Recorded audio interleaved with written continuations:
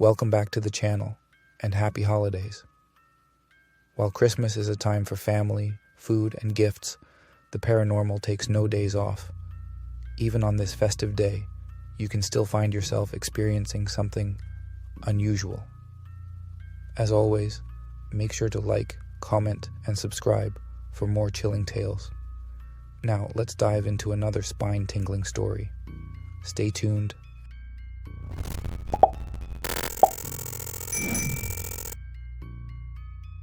It was December 24th, and the snow in New England had fallen heavy that year. The house, an old Victorian built in 1892, creaked under the weight of the storm. Sarah and her two children, Lily, 9, and Sam, 6, were spending their first Christmas alone after her husband's sudden death in March. The holidays felt hollow, but she was determined to keep things normal for the kids. The fireplace crackled. The tree glowed softly in the corner. And outside, the wind howled like a living thing. Sarah tucked the children into bed and settled onto the couch with a cup of tea, hoping to find some peace. But that night, the house felt different, colder, quieter, and somehow expectant. Around 11 p.m., as she started to drift off, a noise jolted her awake. It was faint, almost like a child's laughter coming from upstairs. Her heart leaped. It couldn't be the kids. They were sound asleep. She climbed the staircase, her feet sinking into the old carpet, every step creaking louder than the last. As she reached the landing, the sound stopped. The hallway was dark except for the faint glow of the nightlight outside the kids' rooms. She peeked into Lily's room. She was curled up under her blanket, unmoving. Sam was snoring softly in the next room. Relieved but uneasy, Sarah started back toward the stairs when she heard it again, this time from the attic. The attic door was in the hallway ceiling, a pull-down ladder leading to the storage space above. It hadn't been opened in months.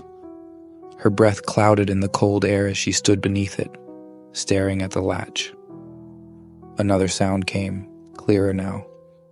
A faint scraping, like something being dragged across the floor above her. She told herself it was nothing, an animal maybe, but her pulse quickened. She climbed the hallway closet and grabbed the pole to pull the attic door open. The ladder unfolded with a groan, releasing a puff of icy air. She hesitated, flashlight in hand, before climbing the first step. The attic was frigid, the kind of cold that prickles your skin instantly. Boxes were stacked neatly where they'd left them, but the air felt wrong, thick, like it was harder to breathe. Sarah scanned the space with her flashlight, the beam slicing through the darkness. That's when she saw them. 2 footprints in the dust, leading to the far corner of the attic. They were small, like a child's, and fresh. Her stomach tightened. She was alone in the house, wasn't she? She followed the prints, each step sending waves of unease through her. The beam of her flashlight landed on a doll sitting upright on an old chest. She froze. It wasn't her children's. She'd never seen it before. The doll was old, porcelain with cracked skin, dressed in a tattered white gown, its painted eyes staring blankly. Suddenly, the door to the attic slammed shut behind her. She spun around, her flashlight shaking in her hand. "Who's there?" she called, her voice trembling. The only answer was a faint whisper, so quiet she wasn't sure she'd heard it. "Help me." She bolted toward the ladder, her feet slipping on the rungs as she scrambled back down. She slammed the attic door shut and locked it, leaning against the wall as she tried to steady her breathing. Minutes passed in silence, but the cold didn't leave. It felt like the house was holding its breath. Then came the sound of footsteps, slow and deliberate, descending the attic ladder.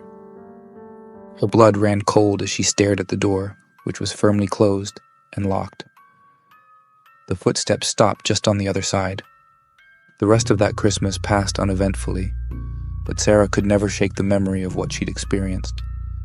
Built in 1892, the house held a history she no longer wanted to uncover. By spring, she packed up her family and moved, vowing never to return.